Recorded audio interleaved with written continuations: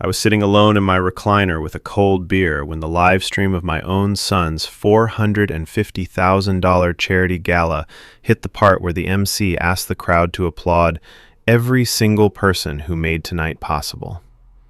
They named every sponsor, every celebrity, every brand.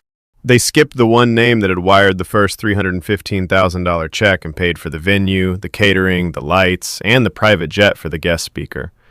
Then my daughter-in-law leaned into the microphone she thought was muted and laughed. Thank God the old man finally stayed in his lane. We don't need that walking ATM cramping the brand.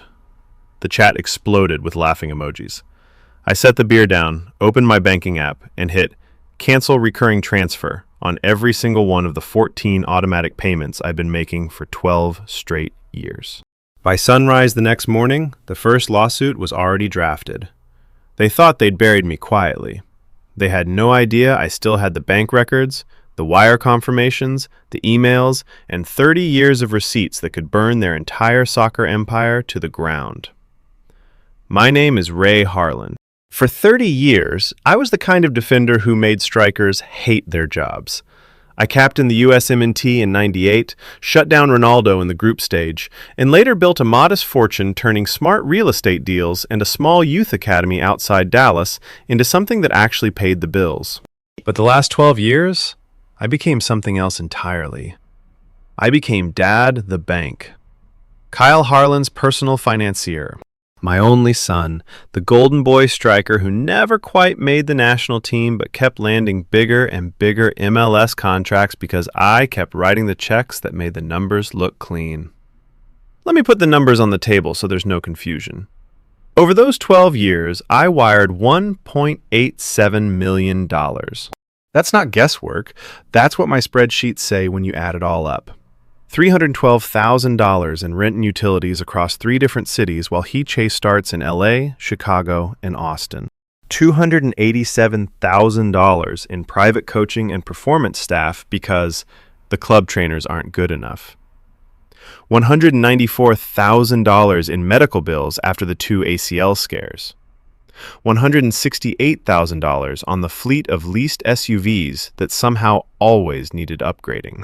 Another $91,000 keeping Sophia's boutique afloat twice when her visionary clothing line for WAGs tanked. And yes, the $315,000 seed money for last night's gala, the one they just threw without inviting me or even saying my name. I never asked for thank yous and neon lights. I just wanted to be in the room when my son lifted a trophy or when my granddaughter was born. Instead, I got text messages at 2 a.m. asking if the transfer had cleared yet, and Instagram stories where Sophia posed in front of the new kitchen I paid for, captioning it, "Blessed by hard work." Hard work. That was the joke that finally stopped being funny. The gala was supposed to launch Kyle's new player agency venture, Harlan Elite Management. They rented the rooftop at the Crescent Club in Dallas, flew in a retired Premier League legend as the draw, and printed glossy programs that listed every donor except the man whose checking account had funded 70% of the night. I watched the whole thing on my laptop because they forgot to put me on the guest list. When Sophia's hot mic comment dropped, the comments lit up like it was the funniest burn in soccer Twitter history. Finally, someone said it. Old man tax is over. Kyle leveling up without the dead weight. I didn't scream. I didn't throw the laptop. I just opened the banking app and started killing transfers one by one. Rent autopay? Canceled. Coaching stipend? Canceled. Car lease backup? Canceled. Medical escrow? Canceled. Even the small $2,500 monthly family support I'd been running since my wife passed. 14 lines. All gone before the gala champagne was warm. Then I called my attorney, Marcus Delgado, at 6:17 a.m. He answered on the second ring, like he'd been waiting for this call for years. "Ray," he said, voice still thick with sleep, "tell me you're not about to do what I think you're about to do." "I already did it," I answered. "Now I need you to make sure they can never touch another dime. And Marcus, I want every receipt from 2012 forward organized and ready for discovery. We're not negotiating. We're auditing." He was quiet for a second. Then he laughed once, short and dry. About damn time. I'll have the team pull the files. You want the nuclear option or the surgical one? Both, I said. Start with the freeze on every joint account and the demand letter for full accounting of the $315,000 gala wire. Then we file the elder financial exploitation complaint with the district attorney and the Texas Attorney General's office. I want paper trails that even an MLS compliance officer can't ignore. By 9 a.m., my phone started lighting up. Kyle first, then Sophia, then Kyle again. I let them ring. At 10:23 a.m., a text from Sophia popped through. Ray, what the hell? The rent just bounced and the landlord is threatening eviction. This isn't funny. I typed back one line. Funny stopped being part of the arrangement the moment you called me a walking ATM on a live mic in front of 300 people. Consider this my resignation. She called immediately. I answered on speaker so Marcus could hear. Ray, you're overreacting. It was a joke. The mic was supposed to be off. Kyle is devastated. Devastated is what the bank statements show after 12 years of me paying for a lifestyle neither of you earned on the pitch. I have the wire confirmation, Sophia. Every single one. Including the $87,000 that disappeared into your boutique inventory account last quarter. The one you told me was for new fabric samples. Silence. Then Kyle's voice came on, the same tone he used when he wanted a new car. Dad, come on, we're family. You can't just cut us off like this. I've got a contract negotiation coming up. The club is watching my off-field stability. Stability, I repeated. That's rich coming from the man whose wife just publicly humiliated his father on a stream that now has 187,000 views. You want stability? Start by paying your own rent with the $94,000 signing bonus you got in February and never told me about. The one I found in the joint account statements you thought I stopped checking. Marcus leaned in and spoke clearly. Mr. Harlan, this call is being recorded for documentation purposes.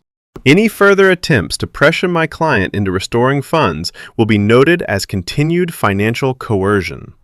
We suggest you seek independent counsel. Sophia started crying on cue. Kyle tried the guilt card. After everything we've been through since Mom died, this is how you treat us? I looked at the framed photo on my mantle. Me in the '98 jersey, arm around a 9-year-old Kyle at the Rose Bowl. The boy in that picture didn't exist anymore. The man on the phone had replaced him. Everything we've been through, I said slowly, includes me selling the lake house so you could have that $180,000 performance camp in Barcelona. It includes me flying commercial at 3 a.m. so you could have the last first-class seat when your knee swelled. It includes me eating canned tuna for 6 weeks straight so the Academy mortgage didn't bounce while I kept your medical deductible paid. You want to talk about what we've been through? Fine. Let's talk in court with the actual ledger. I hung up. That afternoon, I drove to the bank in person. Mr. Alvarez, the branch manager who had watched my account shrink for a decade, didn't even pretend to be surprised. Mr. Harlan, he said, shaking my hand, I've been waiting for this day. We've already frozen the 3 joint accounts and issued new cards and routing numbers. No one with the old credentials can touch a cent. I also pulled the full transaction history back to 2012. It's ugly, sir. Real ugly. I nodded. Send everything to Marcus Delgado, and while you're at it, flag any outgoing wires over $5,000 in the last 18 months. I have a feeling we're going to find Sophia's little side projects. By evening, the first process server was at Kyle and Sophia's door with the demand letter and temporary asset protection order. They tried to refuse service. The neighbor's Ring camera caught the whole thing. Kyle yelling that I was losing it in my old age, while Sophia screamed that I was jealous of their success. I sat on my back porch that night with a fresh beer and the Academy's old game film playing on the tablet. On screen, I was 28, sliding in to take the ball off a Brazilian forward's foot like it was personal. I paused the video on my own face. Eyes hard, jaw set, no hesitation. That man was still in here. He'd just been buried under 12 years of checks and guilt. Tomorrow the real work started. Tomorrow I stopped being the walking ATM and started being the man who balanced the books. They wanted a brand without the old man. They were about to learn what the old man's receipts could do to a brand. The next morning, I woke at 5:47 a.m., same time I used to wake for national team camp. No alarm, muscle memory. I made coffee, black, no sugar, the way my wife taught me 31 years ago, and opened the secure folder Marcus had overnighted to my encrypted drive. 14 years of bank statements, wire confirmations, Venmo logs, and Academy ledger entries stared back at me in neat columns. $1,872,439.17. That was the exact damage, not a penny rounded. I printed 3 copies, bound them, and labeled each Exhibit A, Financial Support Timeline. At 8:15 a.m., my doorbell rang. Through the new camera I'd had installed 2 hours earlier, I saw Kyle's black Range Rover parked crooked in my driveway. Sophia in the passenger seat, already on her phone. Kyle looked like he hadn't slept. Good. I opened the door before he could knock. He tried the old playbook first, the wounded son voice. Dad, this is insane. You can't just freeze everything. We have a lease. Sophia's boutique has payroll tomorrow. The gala money was already committed to the agency launch. I didn't invite them in. I stood in the doorway with the bound exhibits in my left hand. Lease is in your name, not mine. Boutique payroll was never my responsibility. And the gala money? I tapped the folder. That $315,000 came from my personal brokerage account on March 12th at 9:42 a.m. I have the exact ACH trace. You thanked every sponsor except the one who actually paid for the venue deposit, the catering guarantee, and the speaker's jet. Then your wife called me a walking ATM on a live stream that now has 412,000 views. So yes, I can just freeze everything. Sophia stepped out of the car, designer sunglasses on even though the sky was overcast. Ray, you're being dramatic. It was one offhand comment. Kyle's career is at a tipping point. If the club sees instability right now, instability, I cut in, is what happens when a 34-year-old striker still needs his 68-year-old father to co-sign leases and cover medical deductibles. The club is about to see real instability when my attorney files the financial exploitation complaint this afternoon. Kyle's face changed. The charm dropped. You'd actually do that? To your own son? After everything I've done on the pitch for this family name? I laughed once, cold. Everything you've done on the pitch? Let's talk numbers again. Your last 2 contracts combined were $1.4 million over 3 years. My contribution to your lifestyle during that same window was $687,000. That's not support, Kyle. That's subsidizing. And the academy I built, the one you keep calling Dad's Little Retirement Project, has produced 3 first-round MLS draft picks while you were busy chasing Instagram brand deals.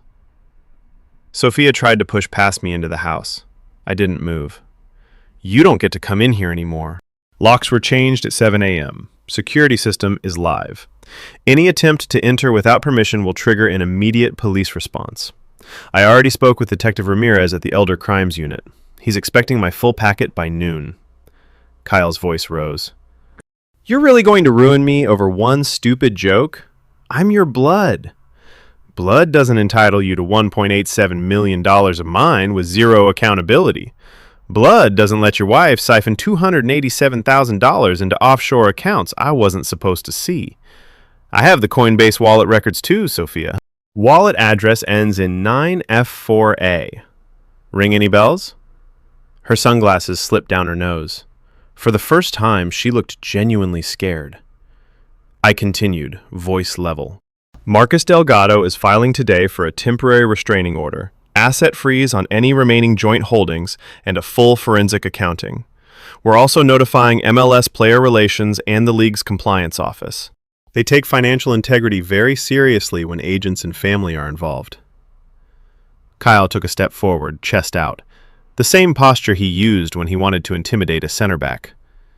You do this, and I'll have you declared incompetent. You're 68, Dad. People will believe you're not thinking straight. We already talked to a doctor who will write the letter. I smiled for the first time that morning. Go ahead, file it. My last full neuropsych eval was 6 months ago for the Academy insurance. Clean bill. And every transfer I ever made has my handwritten notes and emails confirming intent. You'll need more than a friendly doctor when the district attorney sees the pattern of coercion. Sophia started crying again. Real tears this time, or close enough. We're going to lose the house, the cars, everything. You're going to lose what you never earned, I said. The rest you can keep if you start acting like adults, but the gravy train is derailed, permanently. Kyle pointed at me, fingers shaking. This isn't over. You'll regret this when you're old and alone and nobody comes to visit. I've been alone for 12 years while I paid your bills, I answered. At least now it's honest. I closed the door. Through the camera, I watched them stand there for another 90 seconds, arguing in whispers, before Kyle kicked my potted plant and they drove off. I called Marcus immediately. Conservatorship threat is already on the table, I told him. They're moving fast. Expected, he said. I have the emergency petition ready. We'll file for protective order first, then we hit them with the exploitation complaint. I also subpoenaed the Academy's old financials you asked for. Turns out Sophia tried to get added as a co-owner last year without your signature. 4G flag is live. By 2 p.m., the temporary restraining order was granted ex parte. No contact, no entry onto my property, no attempts to access any accounts. Service was completed at their residence at 3:47 p.m. The neighbor's camera caught Sophia throwing her phone across the living room when the papers were handed over. That same afternoon, I drove to the Academy, the one I'd built from scratch on 22 acres outside Frisco. The main pitch still had my retired number painted in the center circle. I sat in the empty bleachers and watched the U-17 boys run drills. One kid, number 4, reminded me of myself at that age. Quiet, angry, always one step ahead of the attacker. I made a note to pull his file. Kid had talent and no rich daddy writing checks. My phone buzzed. Unknown number. I answered anyway. Mr. Harlan, this is Coach Terry Lang from the National Youth Setup. We heard some noise about Kyle in the agency launch. Anything we should know before we offer him the assistant coach role for the U19s? I kept my voice neutral.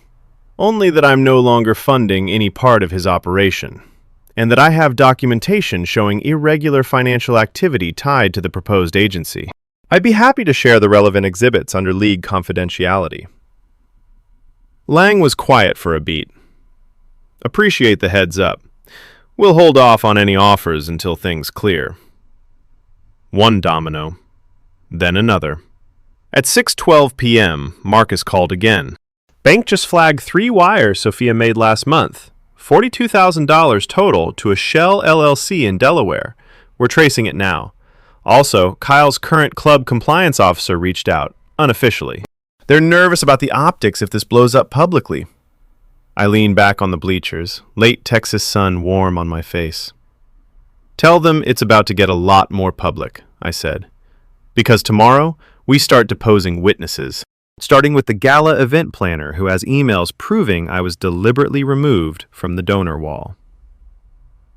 I stood up, knees still strong from years of keeping fit, and walked to the center circle. I placed my hand on the faded number 5 painted on the turf. This field had never asked me for money. It only ever asked me to show up and do the work. For the first time in 12 years, I felt like I was back on the right side of the touchline. They thought they could erase me from the family brand. They were about to learn. I still owned the copyright. The week after the restraining order hit, the real digging began.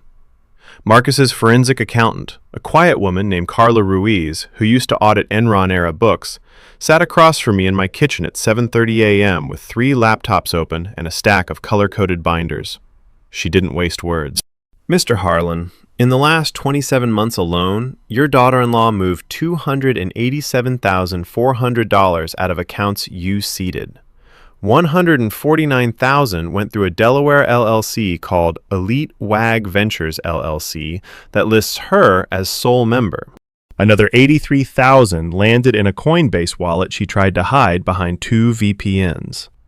The remaining $55,000 was wired to her sister in Miami for boutique expansion that never showed up in any inventory logs.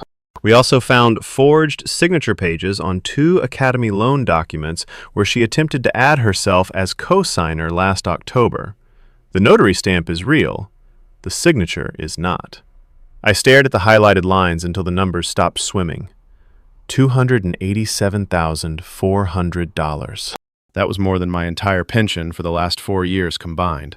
Money I had earned blocking strikers who made more in one game than I made in a season. Carla slid another sheet across the table. Kyle's agent contract with his current club, the one Sophia's brother negotiated, shows an 18% commission instead of the 10% standard. The extra 8% was funneled back into a joint account they never disclosed to you. That's another $112,000 over 2 years. MLS Compliance is going to love this when we drop it. I picked up the page, folded it once, and set it aside. How fast can we get this in front of the league? 48 hours if we push. But there's movement on their side too. They filed the conservatorship petition yesterday afternoon in Collin County Probate Court, claiming you suffer from early onset cognitive decline, paranoia, and reckless financial decisions evidenced by abruptly cutting off family support. They attached a letter from a Dr. Elliot Langford who never met you.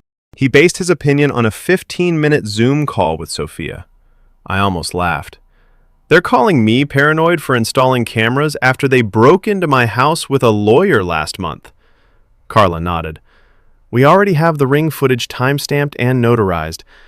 Plus your clean neuropsych eval from February. Their doctor is about to get deposed under oath. That should be entertaining. By noon, the first leak hit soccer Twitter.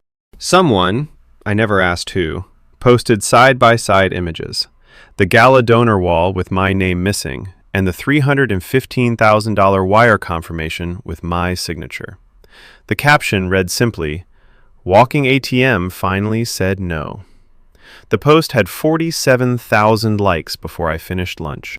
Kyle's club, Austin FC, issued a bland statement about monitoring the situation and benched him for the Saturday match against LAFC. Official reason, personal family matters. Unofficial reason, according to a source Marcus knew in the front office, the compliance department had already requested all agency-related contracts. That evening, my old national team captain, Donovan Duffy McGuire, called from Chicago. He was now technical director for the U20s. Ray, what the hell is going on? Kyle's been texting every coach in the system claiming you've lost your mind and are trying to sabotage his career. I gave him the short version. The numbers, the hot mic comment, the hidden wallet, the forged signatures. Duffy was quiet for a long time. Then, I always wondered why you kept bailing him out. Listen, the youth setup was about to offer him a development coach gig. That's off the table now. We don't need that kind of noise around the kids. And Ray? If you need character witnesses, half the 98 squad still owes you for covering bar tabs in France. Say the word. I thanked him and hung up. Another domino. The next morning, Carla called at 6:19 a.m. We got the bank to release the full subpoenaed records on the Delaware LLC. Turns out, Sophia used it to buy a condo in Miami Beach under her maiden name. Down payment, $94,000 wired from your Academy operating account on December 3rd last year. The same week, you wired Kyle $50,000 for rehab after the ankle sprain. There was no ankle sprain. Medical records show he played 3 full matches that month. I closed my eyes. December 3rd. I remembered the call. Kyle had sounded panicked, said the club doctor wanted him to rest, but insurance wouldn't cover the private rehab. I had wired the money without hesitation. Carla kept going. We also found emails between Sophia and her brother negotiating the 18% kickback. They refer to you as the old man's retirement fund in one thread, dated 6 weeks before the gala. That was the moment the last piece of the father I used to be finally died. Not with anger, with something colder. Clarity. I drove to Marcus's office at 9 a.m. with fresh printouts. We spent 4 hours drafting the amended complaint. Financial exploitation of an elderly person, fraud, forgery, breach of fiduciary duty, and unjust enrichment. We attached 187 exhibits. The DA's office confirmed they were opening a criminal referral the same afternoon. At 3:17 p.m., my phone rang. Unknown Dallas number. Mr. Harlan, this is Amanda Kessler, MLS Player Relations. We've received formal notice of potential agent misconduct tied to your son's representation. We'd like to schedule a voluntary interview with you next week. Anything you can share off the record? I told her I would bring the full binder. She thanked me and hung up. That night, the academy lights were still on when I pulled in. The U-17s were finishing up. Number 4, the kid who moved like me, was staying late, working on his recovery runs. I walked down to the field and watched him for 10 minutes without saying a word. When he finally noticed me, he jogged over, breathing hard. "Coach Harlan, didn't know you were here." "Not coach tonight," I said. "Just watching. You got good feet, son. Keep 'em." He nodded, unsure what to say. I left him to his drills. Back at the house, I sat on the porch with a single beer and opened the Academy's old highlight reel on my tablet. There I was at 29, sliding in to win the ball against DC United, then sprinting the length of the field to celebrate with the kids in the stands. My wife was in the front row, holding a tiny Kyle wearing my jersey. I paused the video on her smile. "I kept the promise too long, honey," I said out loud to the empty porch. "But I'm fixing it now." The conservatorship hearing was set for 11 days later. Their side had already leaked to a local sports blog that Ray Harlan is suffering from dementia and attempting to destroy his son's career out of jealousy. The comments were split. Some called me a bitter old has-been. Others started digging into the gala footage and asking why my name was missing from the donor wall. I didn't respond to any of it. Instead, I spent the next week doing 3 things. 1. Meeting with my estate attorney to draft a new will that explicitly disinherited any direct financial benefit to Kyle or Sophia, and placed the Academy in a trust managed by Duffy McGuire and 2 other 98 teammates. 2. Sitting for a fresh, independent neuropsych evaluation with a doctor recommended by the Texas Bar Association. Results. Mr. Harlan demonstrates superior executive function, memory, and decision-making capacity for his age. No signs of cognitive impairment. 3. Quietly reaching out to 3 former teammates who now held front office jobs. Each one confirmed they had received concerned texts from Kyle. Each one told me the same thing. "We've got your back." The league hates this kind of family drama when it touches compliance. On the morning of the conservatorship hearing, I put on the same dark suit I wore to my wife's funeral. I looked in the mirror and saw the defender again. Eyes flat, shoulders square, ready to take the hit and keep moving. Marcus met me outside the Collin County Courthouse. "They brought 3 witnesses," he said. "Sophia, Kyle, and that Dr. Langford. We have the ring footage, the bank records, your clean eval, and sworn statements from Carla and 2 Academy board members. Plus the MLS compliance inquiry letter that arrived this morning." I nodded once. Inside the courtroom, Kyle and Sophia sat at the petitioner's table, looking polished and wronged. Dr. Langford, a man who had never examined me, sat ready to testify that I was exhibiting classic signs of paranoid delusion and impaired judgment. The judge, a woman in her late 50s with steel gray hair, called the case. Their attorney stood first. "Your Honor, Mr. Ray Harlan has abruptly severed all financial support to his only son and daughter-in-law, frozen accounts, changed locks, and initiated baseless legal action. This is clearly the result of declining mental capacity. We ask the court to appoint a temporary guardian to protect his assets and ensure continued family support." Marcus stood before I could even clench my jaw. "Your Honor, the only thing declining here is the petitioner's access to my client's checking account. We have 187 exhibits proving 12 years of systematic financial dependence, hidden transfers, forged documents, and public defamation. Mr. Harlan is not the one who needs protection. The public record is." He started with the gala hot mic clip, then the $315,000 wire, then the Coinbase wallet statements, then the forged Academy loan pages. Each time, the judge's eyebrows rose a little higher. When Marcus played the ring footage of Kyle and Sophia trying to enter my house with their lawyer the month before, the courtroom went dead silent. Their side tried to recover.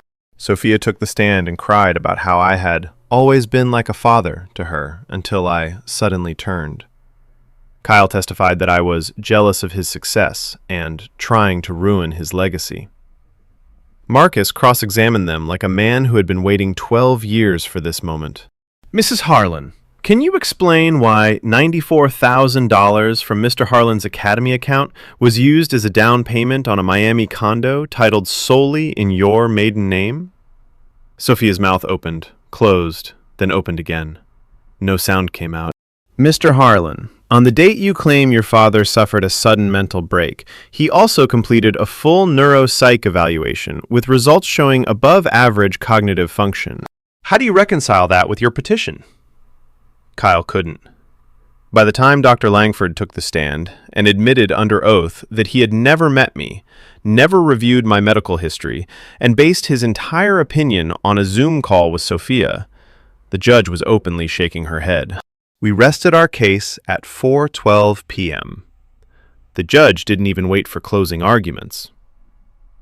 I am denying the petition for conservatorship in its entirety. Furthermore, I find sufficient evidence of potential financial exploitation to refer this matter to the Collin County District Attorney and the Texas Attorney General. Mr. Harlan, you are under no legal obligation to provide further support to the petitioners.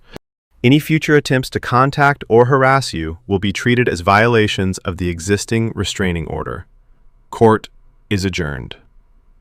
Kyle looked like someone had punched him in the stomach. Sophia's face had gone the color of old paper. As we walked out, Marcus leaned over. League compliance called while you were on the stand. They want the full binder by Monday.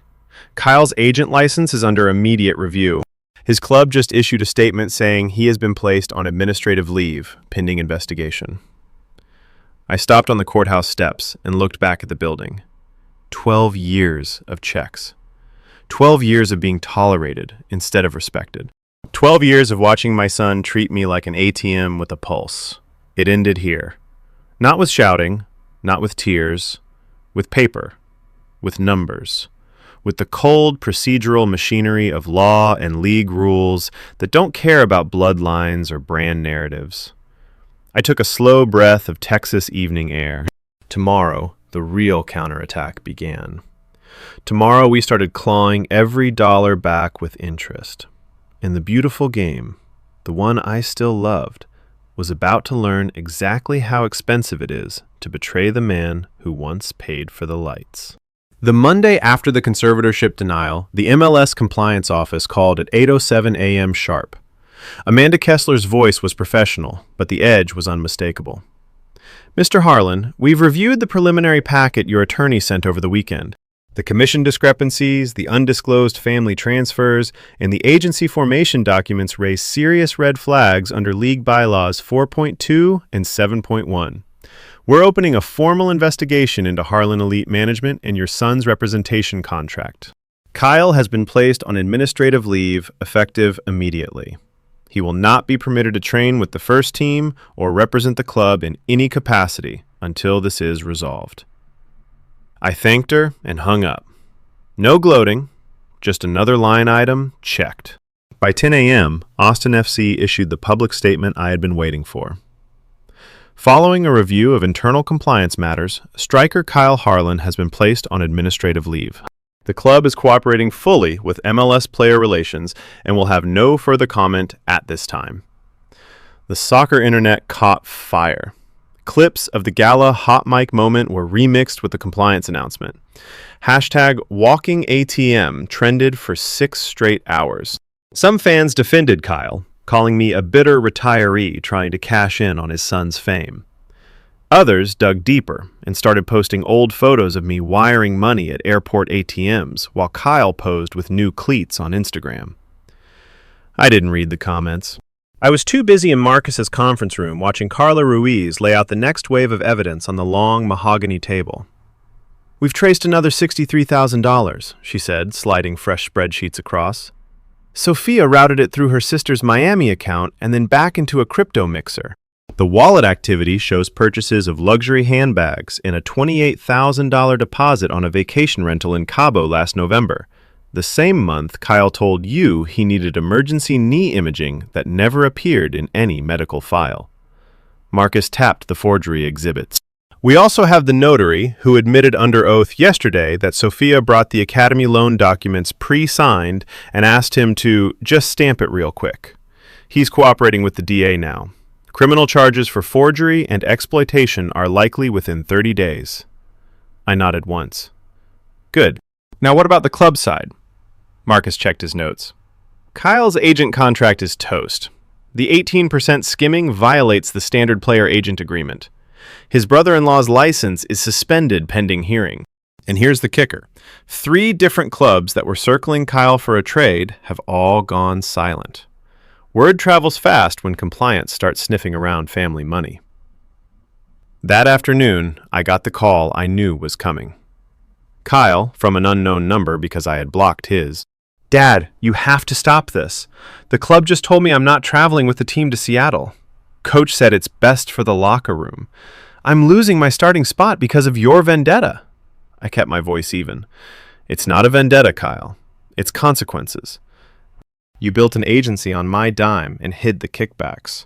You let your wife treat me like an open wallet while calling me a leech on livestream. The league doesn't like that. Neither do I. Sophia's voice cut in on speaker, shrill. We're going to countersue for defamation. You're ruining our lives. Defamation requires falsehoods, I replied. Everything I've provided is documented. Bank records don't lie, Sophia. Neither do Coinbase transaction logs. Kyle tried again, softer this time. Look, I know we messed up with the gala. We can fix this. Just restore the transfers until the agency launches. I'll pay you back with interest once the deals start coming in. I looked out Marcus's window at the Dallas skyline. You had 12 years to show me you could stand on your own. Instead, you showed me you could only stand on my checkbook. The transfers are not coming back. The academy stays mine.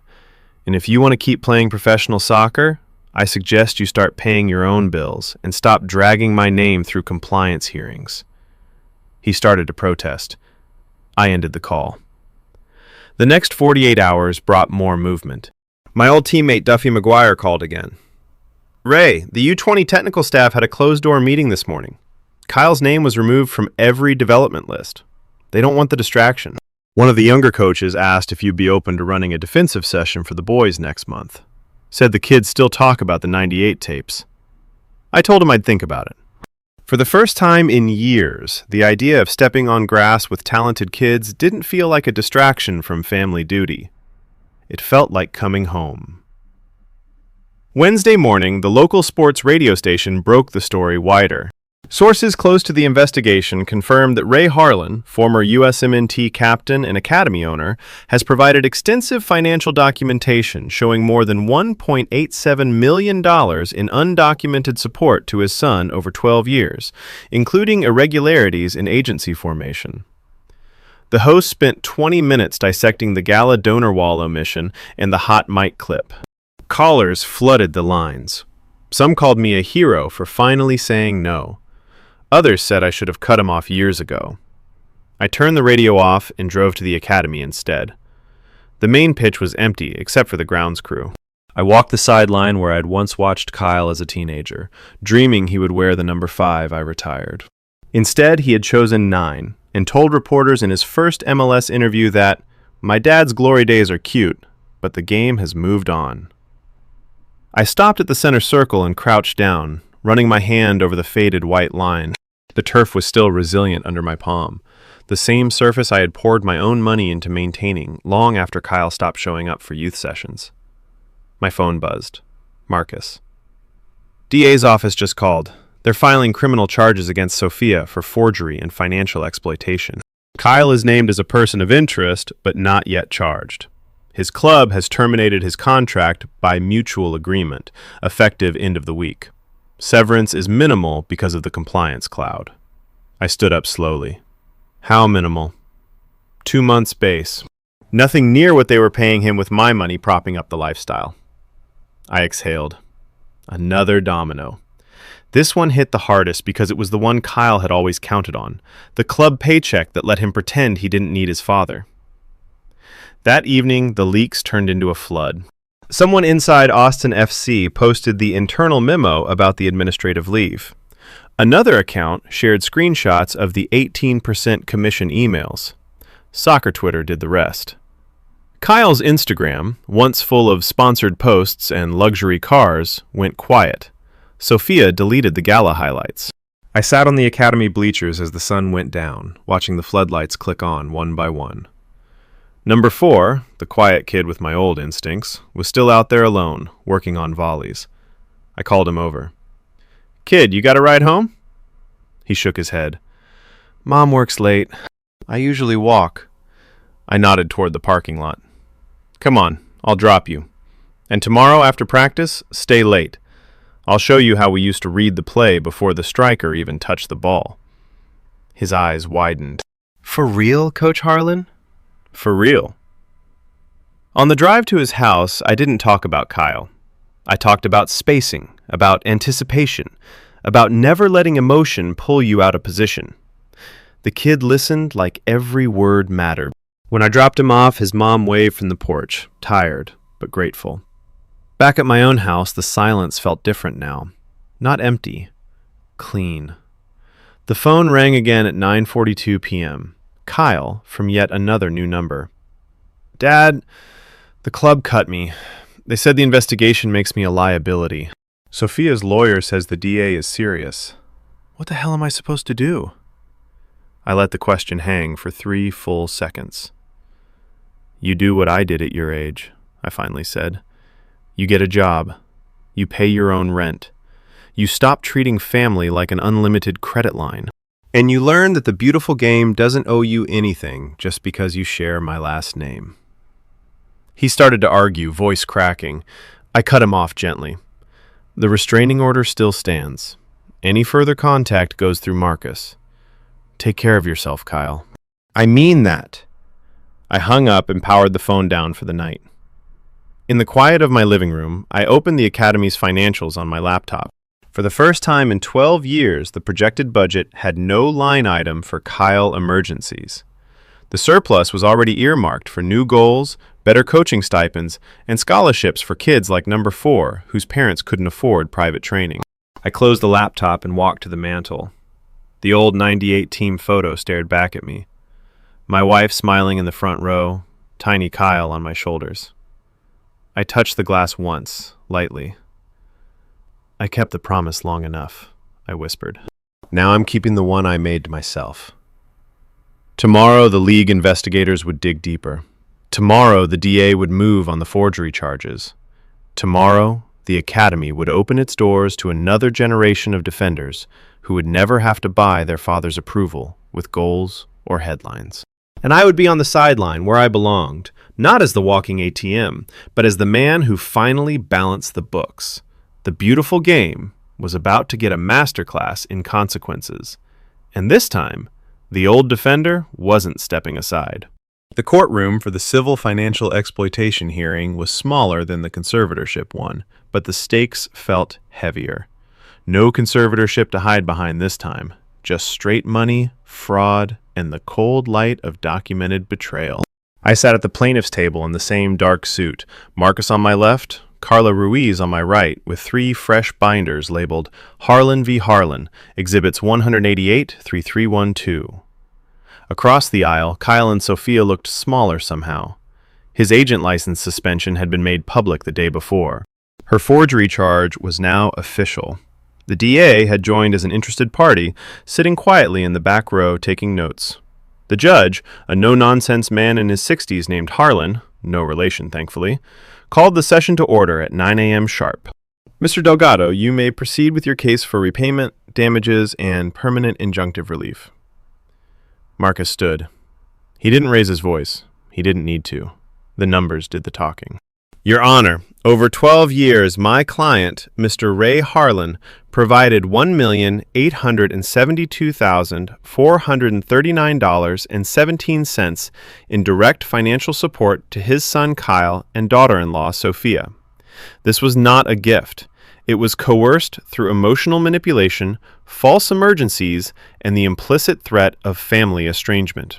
We will prove systematic fraud, forgery, unjust enrichment, and elder financial exploitation.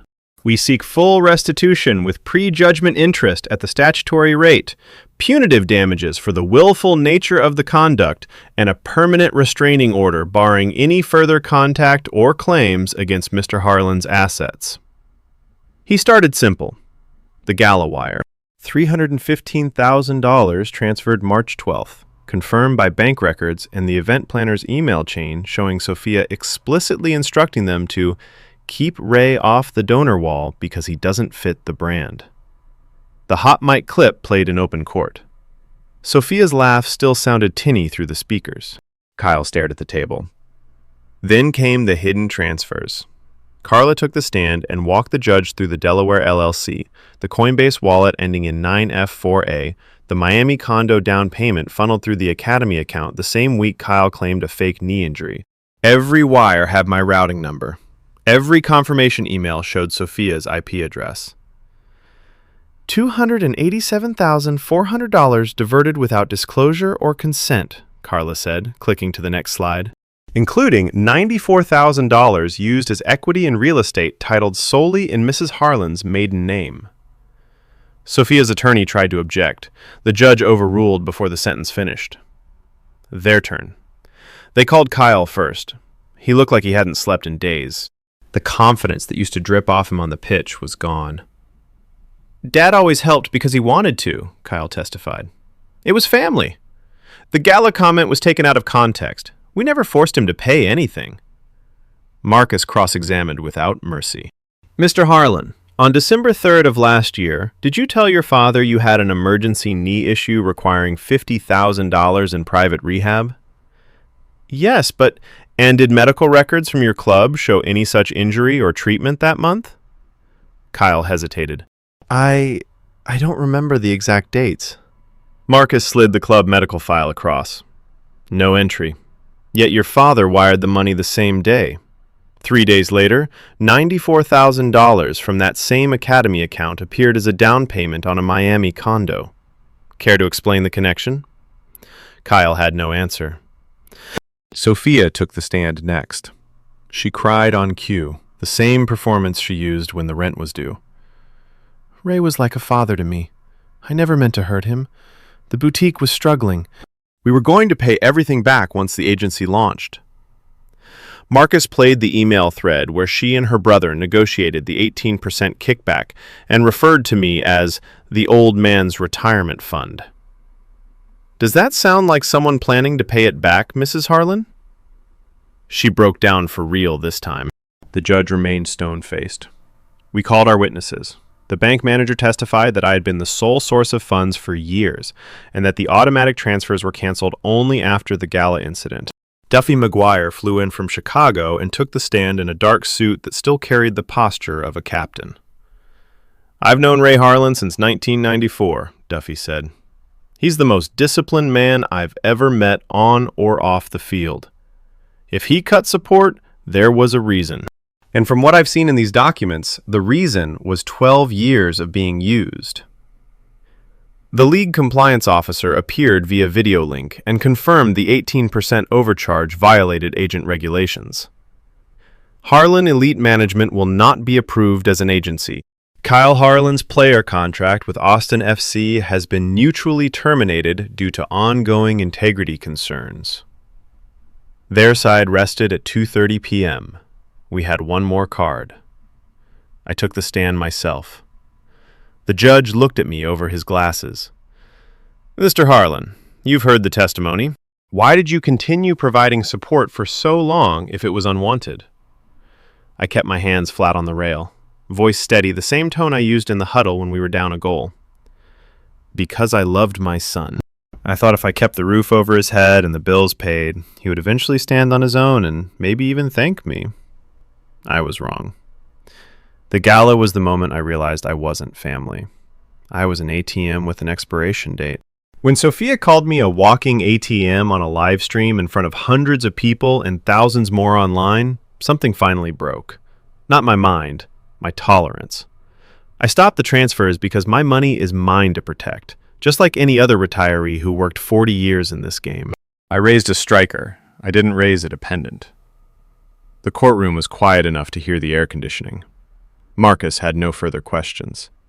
Their attorney tried a weak cross. You admit you gave the money voluntarily. I gave it under the illusion of family reciprocity. The documents show otherwise. The forged signatures on academy loans, the hidden condo, the skimming, none of that was voluntary on my part. He sat down. The judge called a 15-minute recess. When he returned, he didn't waste time. I have reviewed the evidence. The pattern is clear and disturbing.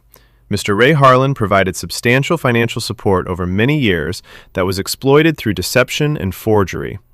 I find in favor of the plaintiff on all counts of financial exploitation, fraud, and unjust enrichment. He looked directly at Kyle and Sophia. Judgment is entered for $1,872,439.17 in restitution, plus prejudgment interest calculated at 6% per annum from the date of each transfer, totaling approximately $2,314,000 as of today. Punitive damages in the amount of $500,000 are awarded due to the willful and malicious nature of the conduct, particularly the public humiliation and attempts at conservatorship. The defendants are jointly and severally liable. A permanent restraining order is issued prohibiting any contact with Mr. Harlan, direct or indirect, including through third parties. Any violation will result in contempt and possible incarceration. He paused, letting the numbers land. Furthermore, this court recommends the district attorney pursue criminal charges against Sophia Harlan to the fullest extent. Mr. Kyle Harlan, while not criminally charged today, is advised that continued involvement in any scheme involving his father's assets will be viewed harshly. Court is adjourned. The gavel sounded like a final whistle. Kyle sat frozen. Sophia covered her face with both hands. Their attorney looked like he wanted to be anywhere else. Marcus leaned over as we stood. They'll appeal, but the evidence is ironclad. Collection proceedings start tomorrow. We're garnishing whatever wages or assets they still have. The Miami condo is already under lien. I walked out of the courtroom without looking back. On the steps outside, a couple of local reporters waited. I gave them one quote. I spent 12 years trying to buy my son's respect with money. Today, the court reminded everyone that respect can't be purchased. It has to be earned. I'm done paying. The beautiful game taught me how to take a hit and keep playing. That's exactly what I'm doing now. I drove straight to the academy. The floodlights were already on for evening sessions. Number 4 and a few others were on the main pitch running defensive shape drills. I changed into an old training top in my office and walked out to the sideline. The kids noticed me immediately. Whispers spread. That's Coach Harlan, the old USMNT guy. I blew the whistle I still carried in my pocket. Again, I called out. Watch the runner's hips, not his shoulders. Anticipate, don't react. They ran it again. Cleaner this time. After practice, I pulled number 4 aside. You ever need extra work, the pitch is open. No charge. Just show up ready to learn. He grinned like I'd handed him a pro contract. Yes, sir. I stayed late, alone on the field under the lights, running light footwork and stretching the knees that had carried me through 90-minute wars. The turf felt right under my cleats. No bank statements. No emergency texts, no hot mic laughs, just the game. The one that never asked me for money, only for effort.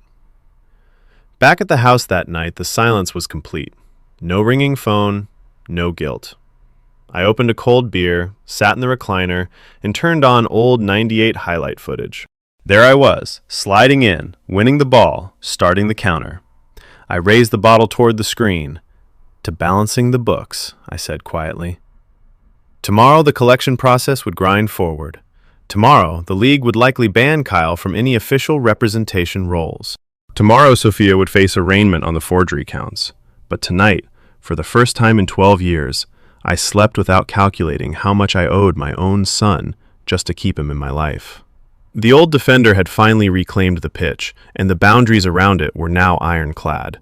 The judgment hit the wires before the ink was even dry on the court order. By 6 p.m. that same day, every major soccer outlet in the country carried some version of the headline. Former USMNT captain wins $2.8 million judgment against son in elder exploitation case. The numbers were brutal in print. $1.87 million restitution, $442,000 in accrued interest, $500,000 punitive.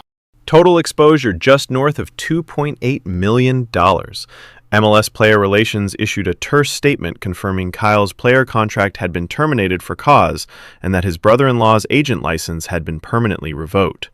Harlan Elite Management was dead on arrival.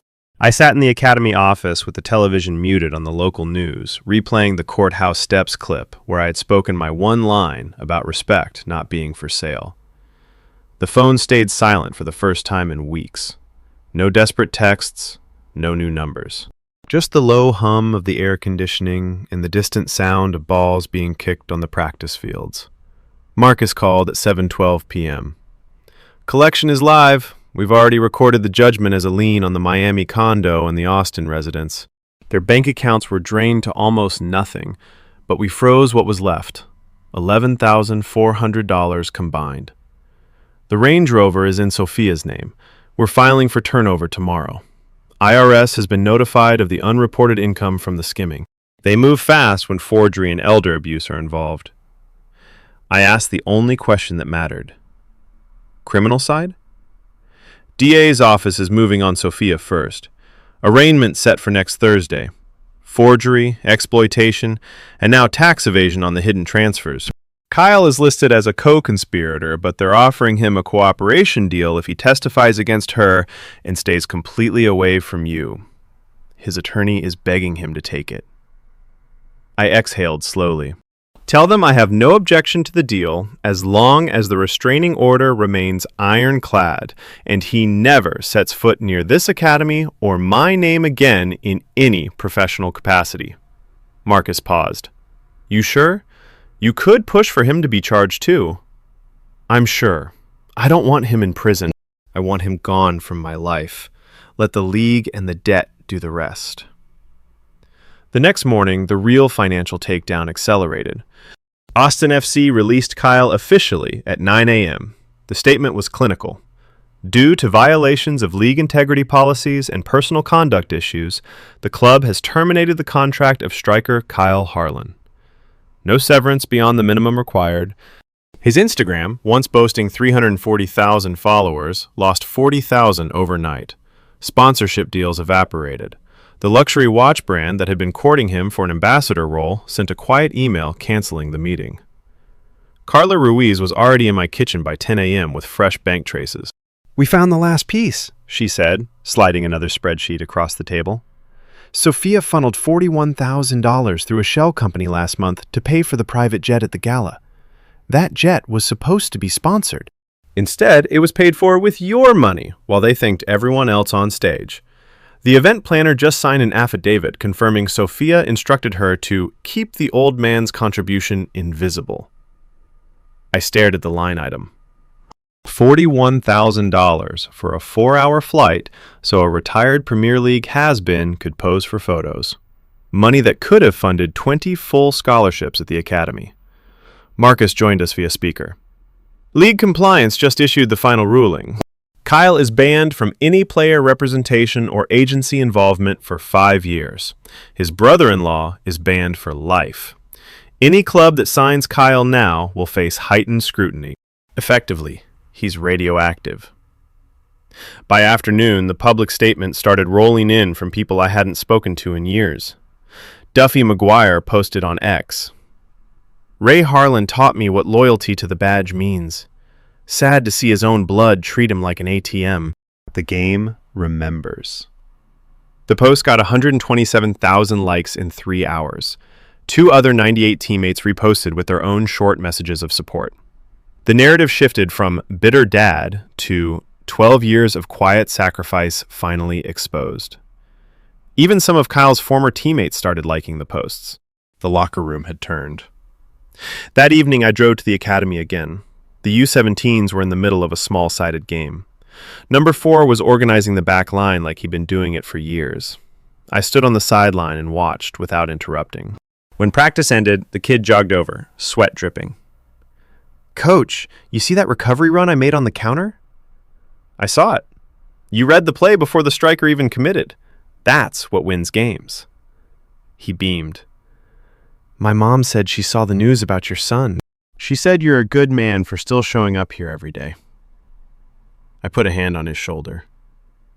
"Tell your mom the game doesn't care about family drama. It only cares about what you do between the lines. Keep showing up. The rest takes care of itself." I stayed until the lights shut off, then locked the gate myself. On the drive home, I passed the exit that used to lead to Kyle and Sophia's old apartment, the one I paid rent on for 38 straight months. I didn't take it. The following week brought the next wave of consequences. Sophia's arraignment was Thursday morning. I didn't attend. Marcus sent updates by text. She pleaded not guilty on advice of counsel. The judge set bail at $250,000, cash only. They couldn't make it. She spent the night in county jail while Kyle scrambled to find someone to co-sign.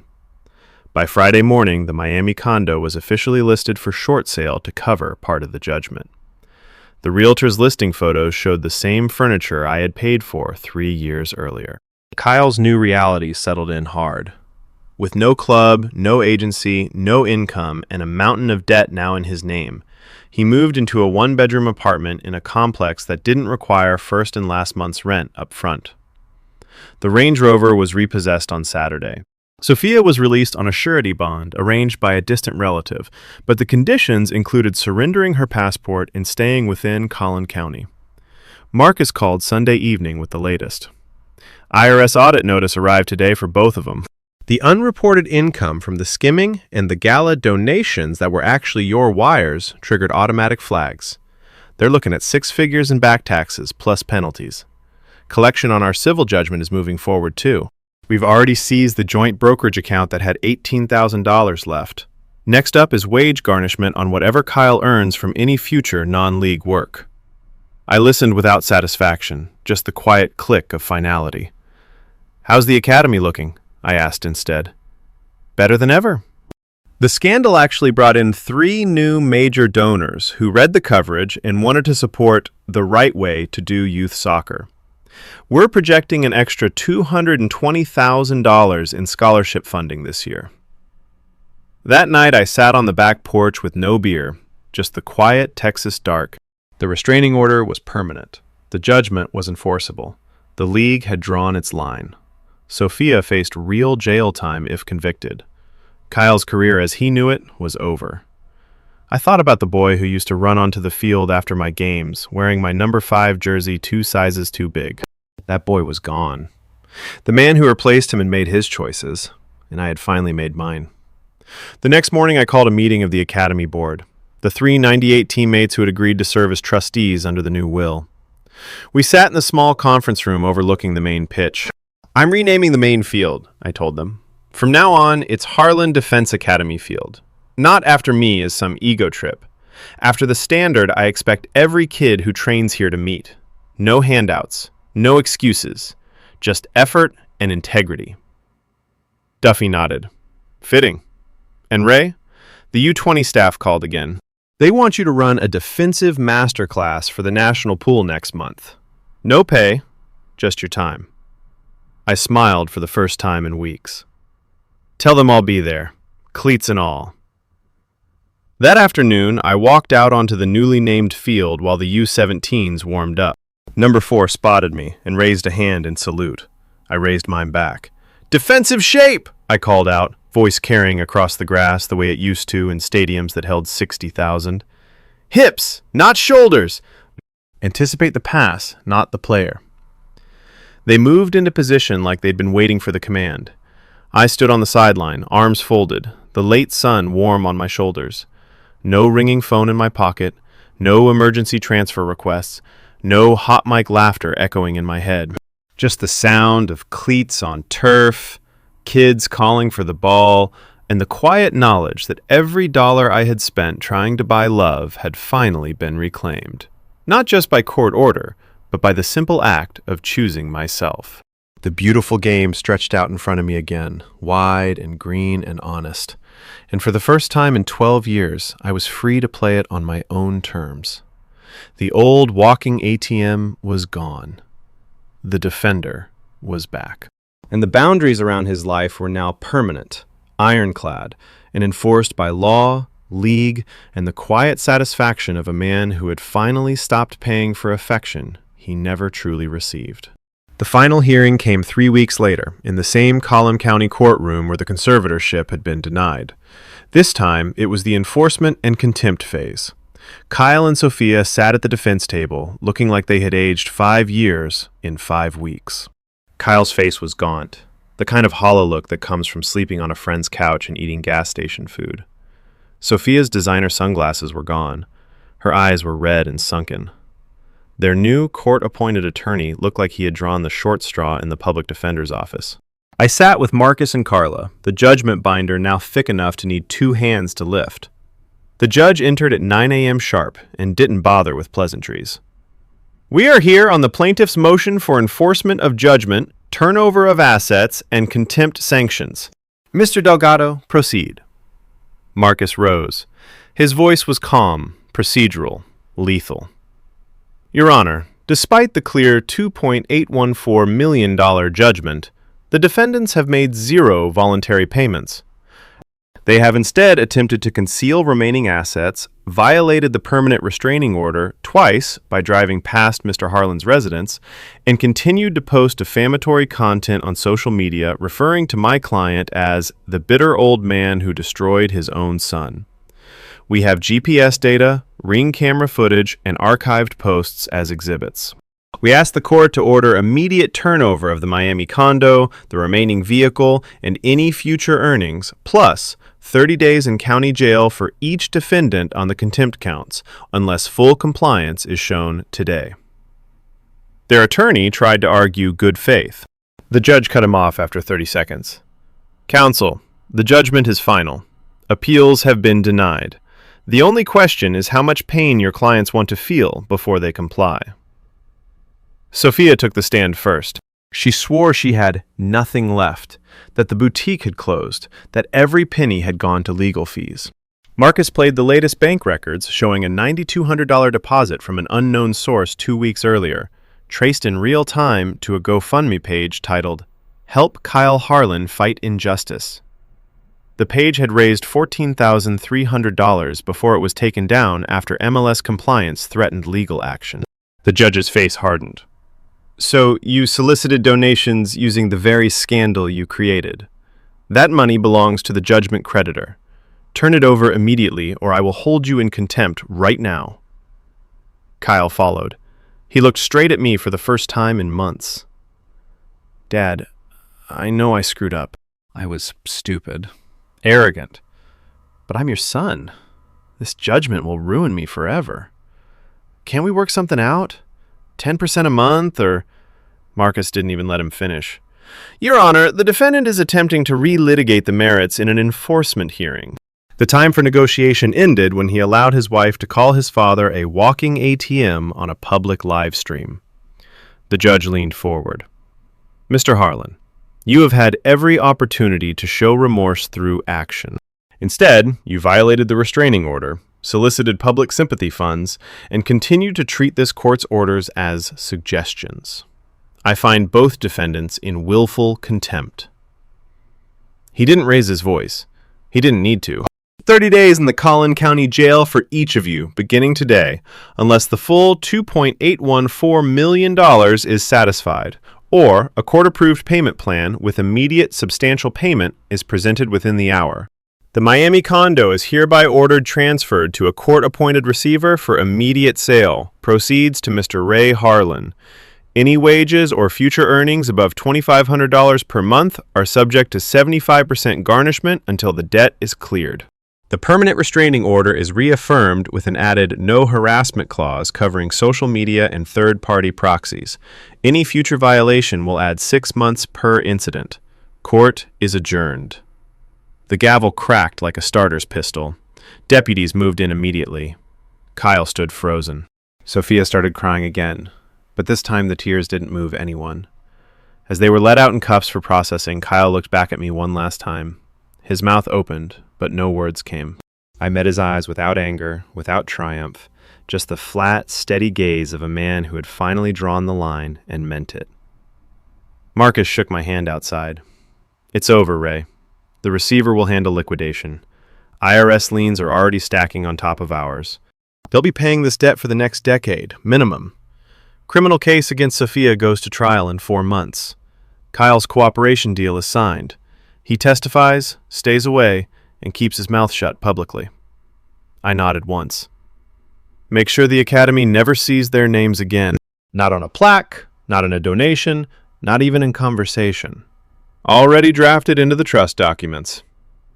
That afternoon, I drove to the Academy and did something I hadn't done in 12 years. I opened the main gate at 2 p.m. on a weekday, called every coach on staff, and told them to bring the kids to the renamed Harlan Defense Academy field for an unscheduled session. By 3:30 p.m., the bleachers were filling with parents who had seen the news. Number 4 stood at the front of the U-17 group, eyes bright. I stepped onto the grass in my old cleats and blew the whistle. Today we're not working on fancy footwork, I said, voice carrying across the field the way it once carried across stadiums. Today we're working on the one thing that matters most in this game and in life. Staying in your assigned position, reading the play, and never letting emotion pull you out of shape. When the attacker comes at you with everything he has, you don't flinch. You don't beg. You don't pay him to go away. You take the ball cleanly and you move it forward. We ran drills until the sun dropped low and the floodlights kicked on. The kids listened like their futures depended on it. Because for some of them, they did. After the final whistle, number 4 walked over, still breathing hard. Coach, my mom lost her job last month. She says we might have to move. But she also said if I keep showing up here, maybe I'll get a scholarship or something. Is that true? I looked at the kid. Skinny shoulders, determined eyes, the same hunger I once had. It's true, I said.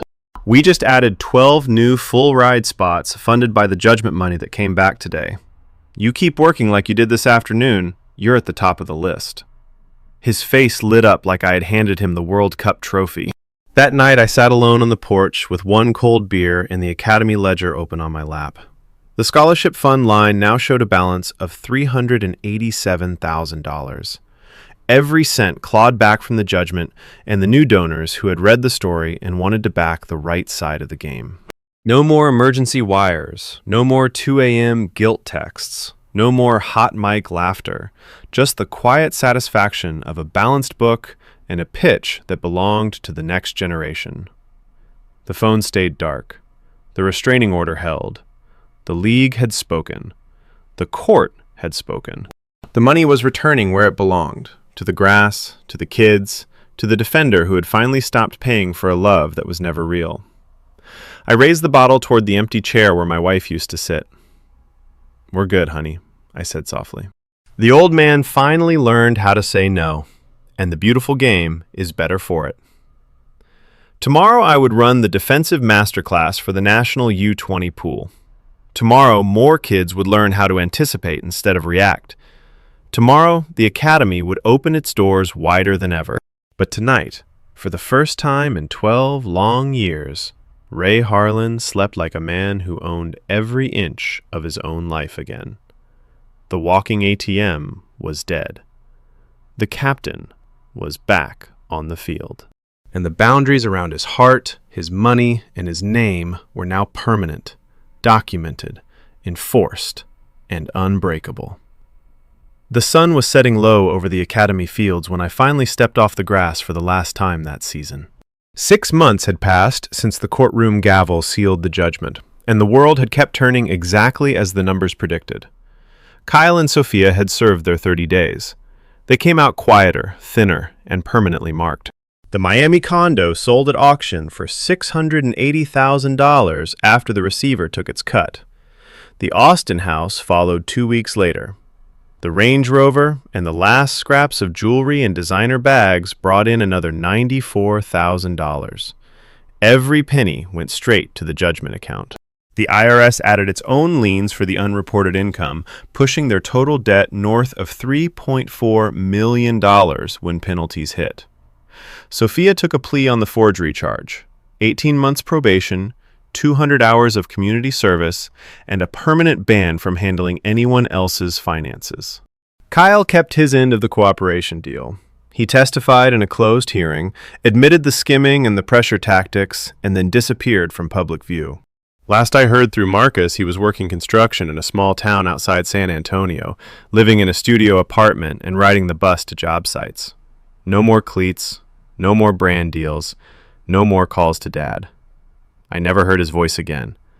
The restraining order held like reinforced concrete. Any attempt to skirt it, a mutual friend, a fake Instagram account, even a handwritten letter slipped under the academy gate, triggered immediate police reports. After the third violation attempt, the judge added 6 more months of no-contact monitoring. They stopped trying. The academy, meanwhile, had never been stronger. We renamed the scholarship program the Harlan Integrity Fund. The $2.8 million judgment, once it cleared all legal fees and receiver costs, left $2.1 million in the trust after taxes. Combined with the surge of new donors who read the story and wanted to back the right way to raise soccer players, we now funded 48 full-ride spots a year. Number 4. Real name Malik Washington was the first recipient.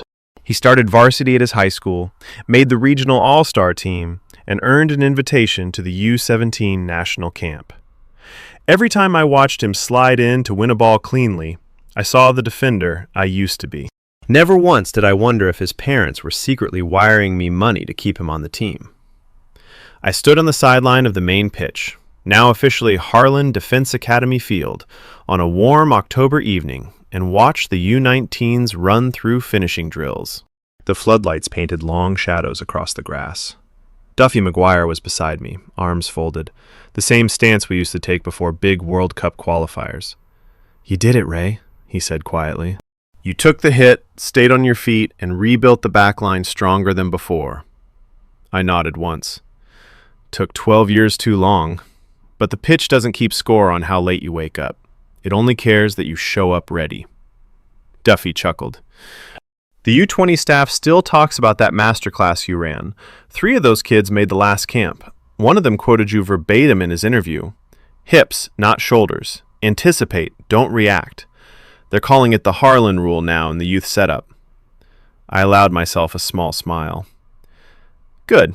Let them remember it came from an old man who finally stopped paying for respect." We stood in comfortable silence as the session ended. The kids jogged past, calling out, "Thanks, Coach," and "See you tomorrow." Malik lingered at the end, wiping sweat from his face. "Coach Harlan, my mom wanted me to give you this." He handed me a simple envelope. Inside was a handwritten note and a $20 bill. "Mr. Harlan, thank you for seeing something in my boy that no one else did. This isn't much, but it's from us. No strings, no emergencies, just gratitude. Keep building what you're building." I folded the note and slipped the 20 into the scholarship jar we kept in the office. It wasn't about the amount. It was about the direction. Money coming in, not going out. Respect earned, not purchased. That night, I drove home under a big Texas sky and pulled into the driveway of the same house where I had once watched the gala live stream. The new security system hummed softly. The locks were solid. The silence inside was peaceful, not empty. I poured one cold beer, sat in the recliner, and opened the Academy's quarterly report on my tablet. Revenue up 41%. Scholarship fund at $2.47 million. Waitlist for the next intake already 73 deep. No line item for Kyle emergencies. No automatic transfers scheduled for anyone. I set the tablet down and looked at the mantle photo. My wife smiling, tiny Kyle on my shoulders, me in the '98 jersey. I raised the bottle toward them both. I kept the promise I made to you, I said quietly. I took care of him as long as I could. Then I took care of myself. And now I'm taking care of the ones who actually want to learn. The house didn't answer, but the quiet felt like approval. 6 months later, I stood on the touchline in Frisco at the U20 national team training camp, whistle around my neck, clipboard in hand. The head coach had asked me to run the defensive unit for a week.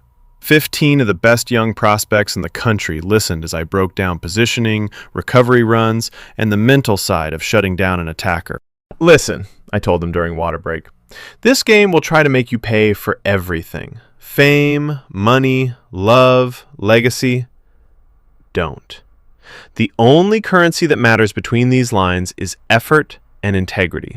You give everything you've got, you read the play before it happens, and you never let emotion pull you out of position. That's how you build something that lasts. One of the kids, a tall center back with quick feet, raised his hand. Coach Harlan, is it true what they say? That you cut your own son off and still won in court? I looked at him steadily. It's true. I spent 12 years trying to buy a relationship with money. It didn't work. The court, the league, and the bank records made sure the books got balanced. But that's not the lesson. The lesson is this: protect what's yours. Your talent, your money, your name, your peace. Set the boundary once, enforce it forever, and keep moving forward. The game rewards the ones who stay disciplined. He nodded slowly, eyes serious. The whole group was listening now. I blew the whistle. Back to work. Hips, not shoulders. Anticipate. They moved into position with fresh focus. Later that evening, after the session, I sat alone in the empty stands with a cup of coffee and watched the sunset paint the fields gold. My phone stayed silent in my pocket. No desperate texts, no guilt. No emergencies, just the quiet hum of the stadium lights clicking on, one by one. I thought about the man I used to be, the walking ATM who canceled his own plans, ate canned tuna, and sold the lake house so his son could chase a dream that was never really his. That man was gone. In his place stood a 68-year-old defender who had finally reclaimed the pitch. The academy was thriving. The scholarships were changing lives. The next generation was learning the game the right way, on merit, not money. And I was free. Free to coach without distraction. Free to watch a kid slide in cleanly and feel only pride. Free to wake up in the morning and decide how I wanted to spend my own damn money. I finished the coffee, stood up, and walked down the steps onto the grass one last time. The turf felt springy under my shoes. I took a slow lap around the center circle, the same way I used to after big wins. No more paying for love. No more being tolerated. No more hot mic laughs or secret wallets or forged signatures. Just the beautiful game, honest and green and mine again. I stopped at the spot where the number 5 used to be painted and pressed my cleat into the grass. Boundary set, I said quietly to the empty field. And it stays. Then I turned and walked toward the exit, whistle still around my neck, shoulders square, the old defender's stride steady and sure. Behind me, the floodlights glowed bright and steady. Ahead of me, the rest of my life stretched out wide open. No transfers due, no emergencies pending, no one left to bail out. Just me, the pitch, and the quiet satisfaction of a man who had finally learned the most important lesson in soccer and in life. Sometimes, the strongest defense isn't the slide tackle. It's the ironclad boundary you draw when the attacker keeps coming at you with everything he's got, and you decide, once and for all, that your goal is no longer for sale. The walking ATM was gone for good. Ray Harlan was back where he belonged, and the beautiful game had never looked better.